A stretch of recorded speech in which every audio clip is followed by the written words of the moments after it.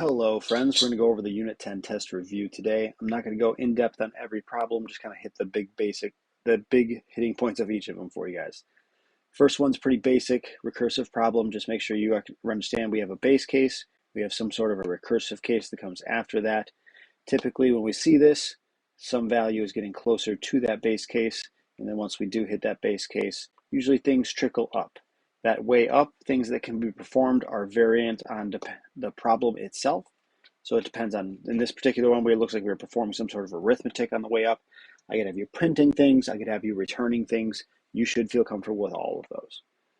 Number two is an example of another just simple recursive function. Try to scare you with 3 parameters, but you'll notice that only one of the parameters is really the one that matters. Once it gets down to the value of 1, trickle its way up, perform an arithmetic for me, give me a final answer.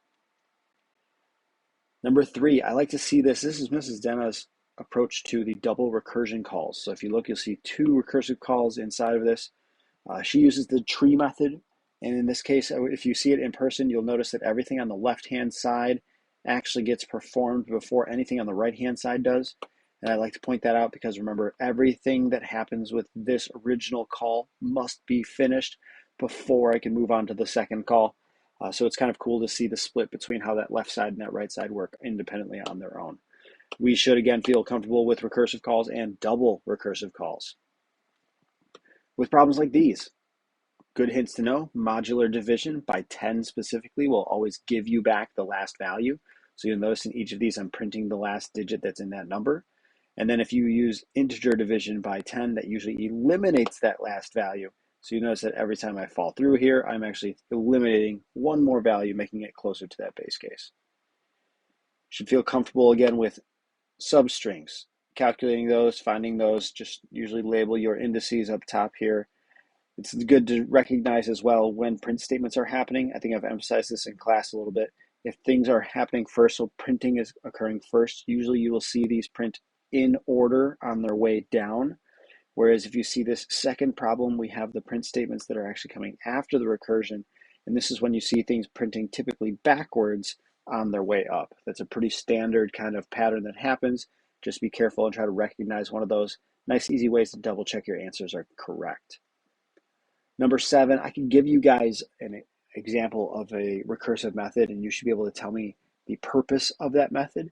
This could be something as simple as this one where we're printing things in reverse order. And again, that print statement coming after the recursive call there. I could ask you if it's performing in what arithmetic is happening, multiplication, exponential, you name it, we could throw it in there for you.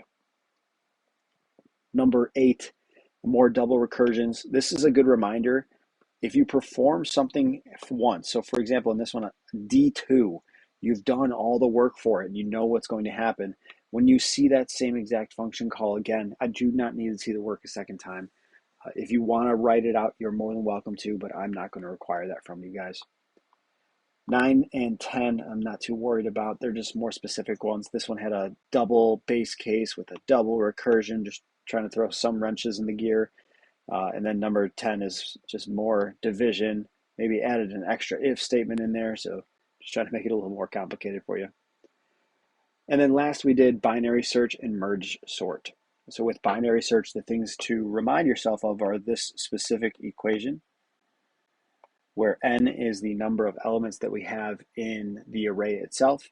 The thing I would also like to point out is this x value is the number of checks or comparisons, is usually how we kind of phrase that. The reason I say that is because when you have something that is 8 elements, for instance, we have 2 cubed, oops, I lied. I guess not even 8 elements, but there's times when we run into this check and we say, well, the function runs 4 times. Actually, there's an example down here. The function runs and is called 4 individual times, but I really only see 3 checks inside of here. And so this is the one where we look at and we say, well, what's actually happening inside here? Well, the last function call is made and we count it, and we are asking in the problem for the number of function calls. So we're not asking for the number of comparisons, but rather the numbers of function calls. We saw that in an AP problem not too long ago that we went over in class as well. But you should feel comfortable with the lows, the middles, the highs, calculating those, writing those down, checking them appropriately. Remember the middles, integer division, so any 0.5s are technically rounded down to those. You should be able to run that through an algorithm where the number is in there once, the number maybe shows up twice, so we grab a specific number, version 5, where the number does not appear. All of those should be good to go. And last but not least, the merge sort. The only difference between this key and what I would like you guys to do is I'd like you to draw those splits in here when you actually are dividing up your arrays. It looks like Mrs. Denna kind of draws her arrows outwards. So it's just, again, a different opinion on how we're going to do those. But then questions I could ask you on this: how many splits have been made? This would be counting, in this case, the number of kind of actual splits that you see. For us, it'd be the number of like orange markings that I have on here. And then also what you see here highlighted in green, the number of merges, counting the V's and the check marks that are going through there. Understanding also that if there's an odd number of elements, that the odd value, the middle value, actually goes to the array on the left. And then again, remembering that everything on that left side is actually occurring before anything on the right-hand side takes place. Besides that, ladies and gentlemen, your test is going to look pretty darn similar to this. I don't know how differently we can ask questions, or we don't want to make them insanely difficult that each problem is taking 20 minutes. So if you're understanding everything on this document, I think you have a very good chance of getting a pretty decent score on tomorrow's test. Breakdown is pretty similar to this. There's 7 to 9 tracing problems. There are 3 to 4, maybe 5 binary binary problems, and then 1 to 2 merge sort problems. So make sure to check this out, and then bring any questions you have before school, or email me, and I can try and get back to you guys as soon as I can. Good luck. We'll see you guys tomorrow.